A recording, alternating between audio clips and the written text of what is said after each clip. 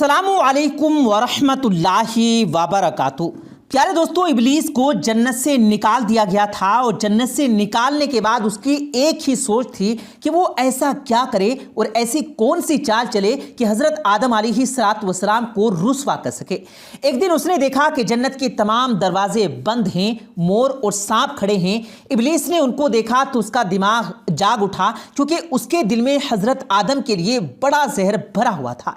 इब्लीस फौरन जन्नत के दरवाजे पर मोर के पास पहुंचा और बड़े ही हम दर्दाना लहजे में कहने लगा, बहुत जल्द तुम्हें भी जन्नत से निकाल दिया जाएगा और आदम को भी जन्नत से निकाल दिया जाएगा। अलबत्ता तुम मुझे जन्नत में ले जाओ तो मैं तुम्हें एक तरतीब बताऊंगा, तो तुम और आदम जन्नत से कभी नहीं निकलोगे, ये मेरा दावा है। मोर ने इब्लीस की बात सुनी तो फिक्रमंद हो गया। थोड़ी देर सोचने के बाद कहने लगा कि तुम्हारी बात तो मेरे दिल को लगी है, लेकिन मैं तुम्हें अंदर कैसे लेकर जाऊं? मैंने काफी सोचा है, लेकिन मुझे समझ नहीं आ रहा कि तुम्हें अंदर कैसे लेकर जाऊंगा, वो भी जन्नत के मुहाफिजों से आंख बचाकर। तो इब्लीस फौरन जवाब दिया कि तुम ये नहीं जानते हो कि मैं मंत्र पढ़कर अपने आप को एक छोटे से मोती में तब्दील कर सकता हूं। तुम मुझे अपने मुंह में दबाकर जन्नत के अंदर ले जाना। ये कहकर इब्लीस ने मंत्र पढ़ा और अपने आप को एक छोटे से मोती में तब्दील कर दिया। तो मोर ने इब्लीस को अपने मुंह में रख लिया और जन्नत में दाखिल हो गया। यूं इब्लीस मलून मोर की मदद से जन्नत में चला गया। फिर मोर इब्लीस को अपने मुंह में लिए हुए सीधा हजरत हव्वा के सामने पहुंचा और वहां पहुंचकर इब्लीस ने दोबारा अपने ऊपर कोई जादू किया और इंसानी शक्ल में आ गया। इंसानी शक्ल में आने के बाद इब्लीस ने अपने जाल से अम्मा हव्वा को वरगलाने की कोशिश शुरू कर दी और कहने लगा कि अगर तुमने इस दरख्त का फल नहीं खाया तो तुम्हें जन्नत से निकाल दिया जाएगा। अम्मा हव्वा बोली, ये दरख्त तो ममनू है, इसका फल खाने से मना फरमाया गया है। इब्लीस ने दोबारा बोला कि इस दरख्त का फल ना खाया गया तो जन्नत से निकाल दिया जाएगा, तुम्हें भी और आदम को भी। इब्लीस मलून आखिरकार अपनी चाल में कामयाब हो गया और अम्मा हव्वा ने उसकी बातों में आकर उस ममनू दरख्त का फल खा लिया और फिर हज़रत आदम अलैहिस्सलाम के पास पहुंच गई और कहने लगी कि मैंने इस ममनू दरख्त का फल खा लिया है, तुम भी इसका फल खा लो ताकि हम हमेशा जन्नत में रहें। हज़रत आदम अलैहिस्सलाम ने कहा, हाय अफसोस, तुमने ये क्या कर दिया। फिर इब्लीस की मक्कारी में आने वाली अम्मा हव्वा ने हज़रत आदम अलैहिस्सलाम को भी मजबूर कर दिया कि वो भी इस दरख्त का फल खाएं और यूं उन दोनों को जन्नत से निकाल दिया गया। मोर जो कि अपने मुंह में इब्लीस मलून को लेकर जन्नत में दाखिल हुआ था, वो ये सब देख रहा था और यूं मोर और उसका साथ देने वाले सांप को भी जन्नत से बेदखल कर दिया गया। यूं हज़रत आदम, अम्मा हव्वा, मोर और सांप आसमानों की जन्नत से उतरकर जमीन पर आ गए।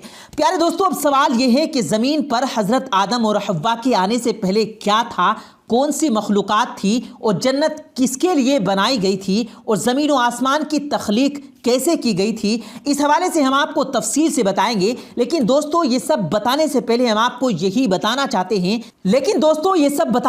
हम आपसे गुजारिश करेंगे कि अगर आपने अभी तक हमारे YouTube चैनल को सब्सक्राइब नहीं किया है तो अभी सब्सक्राइब कर लें, साथ लगे बेल नोटिफिकेशन को ज़रूर ऑन करें ताकि लेटेस्ट अपलोड होने वाली हमारी हर नई वीडियोज़ का नोटिफिकेशन आप तक बर वक्त पहुंचता रहे। प्यारे दोस्तों, याद रहे कि जो फल ममनू था उसके बारे में कहा जाता है कि वो गेहूं था और इसी गेहूं को इंसान की खुराक बना दिया गया और इसी गेहूं के इंसान को जमीन पर तलब रहती है। और जहां तक बात है मोर की, तो मोर आज भी एक दिल फरेब परिंदा है कि जो भी उसकी चमक दमक पर मगन होता है तो वो सब भूल जाता है, जैसा कि अम्मा हव्वा को इब्लीस ने मोर के साथ मल कर दिया था। याद रहे कि हज़रत आदम अलैहिस्सलाम और हज़रत हव्वा, मोर और सांप को एक साथ ज़मीन पर उतारा गया था और उस वक्त ये ज़मीन बिछी हुई थी। लेकिन सवाल ये है कि ज़मीन पर पहले क्या था। तो याद रहे कि अल्लाह ताला इरशाद फरमाता है कि हमने ज़मीन और आसमान को 6 दिनों में तख्लीक किया और एक जगह और इरशाद फरमाया कि ज़मीन पर पहले कुछ भी नहीं था सिवाय पानी के। तो दोस्तों, मालूम हुआ कि ज़मीन पर पहले पानी के अलावा कुछ भी नहीं था। इस ज़मीन पर पानी ही पानी था और फिर अल्लाह ताला ने इस पानी पर ज़मीन को बिछाया। और एक जगह ये बात भी मिलती है कि जब पानी पर अल्लाह ताला ने ज़मीन बिछाई तो ये ज़मीन हिल रही थी, तो अल्लाह ताला ने इस ज़मीन के ऊपर पहाड़ों को गाड़ दिया जिससे ये ज़मीन ٹک گئی۔ پیارے دوستو، یاد رہے کہ پانی ہی وہ چیز ہے جس سے اللہ تعالیٰ نے مختلف قسم کی مخلوقات کو پیدا فرمایا اور پانی کو اللہ تعالیٰ نے زندگی کی بنیاد بنایا۔ اور کہتے ہیں کہ حضرت آدم سے پہلے آسمان بھی نہ تھے اور اللہ تعالیٰ نے صرف 2 دنوں میں 7 آسمانوں کو بنایا۔ ان آسمانوں کی جگہ پر دھواں ہی دھواں تھا، کچھ بھی نہ تھا، ہر طرف دھواں ہی دھواں تھا۔ اور پھر اللہ تعالیٰ نے دھوئیں سے آسمان بنائے اور صرف 2 دنوں میں اللہ تعالیٰ نے 7 آسمان تخلیق فرمائے۔ اور جب آسمان دنیا اللہ تعالیٰ نے بنائی تو اللہ تعالیٰ فرماتا ہے کہ اس میں ہم نے ستاروں کے مانند چراغ روشن کر دیے، یعنی آسمانی دنیا میں اللہ تعالیٰ نے ستارے پیدا فرمائے ہیں جو رات کو چمکتے ہیں۔ یاد رہے کہ اللہ تعالیٰ نے 4 دنوں میں زمین اور اس کا سارا نظام بنایا۔ یہ پہاڑ، یہ جنگل، یہ دریا اور سمندر، یہ صحرا اور میدان، یہ سب اللہ تعالیٰ نے اپنے حکم سے صرف 4 دنوں میں تخلیق کیا۔ اور پھر اللہ تعالیٰ نے آسمانوں سے بارش برسائی اور اپنے حکم سے زمین کے اوپر طرح طرح کے درخت، پودے اور سبزے اگا دیے۔ تو دوستو، معلوم ہوا کہ جب آدم علیہ السلام نہ تھے تو تب بھی یہ کائنات تھی۔ جب آدم کو اللہ تعالیٰ نے تخلیق کرنے کا ارادہ فرمایا تو اللہ تعالیٰ نے اس کائنات کو ترتیب دیا اور اس کائنات کو پیدا فرمایا۔ اور جب آدم علیہ السلام کو پیدا فرمایا گیا تو اللہ تعالیٰ نے پہلے تو ان کو جنت میں رکھا اور پھر ابلیس ملعون کی مکر کی وجہ سے حضرت آدم کو جنت سے نکالنا پڑا، تو اللہ تعالیٰ نے ان کو اس زمین کے اوپر بھیجا اور یہی اللہ کی منشا تھی۔ یہاں آپ کو یہ بتاتے چلیں کہ روایات میں یہ بات ملتی ہے کہ یمن سے کچھ لوگ حضور صلی اللہ علیہ وآلہ وسلم کی خدمت میں دین سیکھنے کے لیے حاضر ہوئے، تو انہوں نے یہ سوال کیا کہ یہ کائنات کیسے پیدا ہوئی؟ تو آپ صلی اللہ علیہ وآلہ وسلم نے فرمایا کہ جب یہ کائنات موجود نہ تھی تو تب بھی اللہ کی ذات موجود تھی اور اللہ کا عرش پانی پر تھا۔ اس کے بعد اللہ تعالیٰ نے آسمانوں اور زمینوں کو پیدا فرمایا اور لوح محفوظ میں ہر چیز کو لکھ دیا۔ پیارے دوستو، یاد رہے کہ اللہ تعالیٰ کی ذات موجود تھی، موجود ہے اور موجود رہے گی، اور تمام جہانوں کو پیدا کرنے والی ذات اللہ ہی کی ہے۔